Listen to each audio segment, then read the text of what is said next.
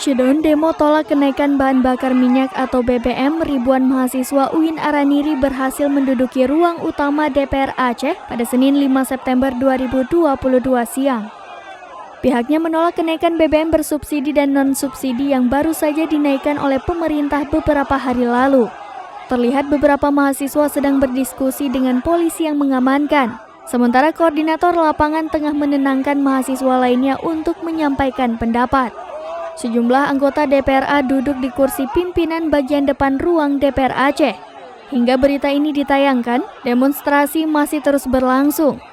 Untuk diketahui, sebelumnya pemerintah telah menaikkan harga BBM subsidi. BBM naik mulai dari harga Pertalite Rp7.650 menjadi Rp10.000 per liter.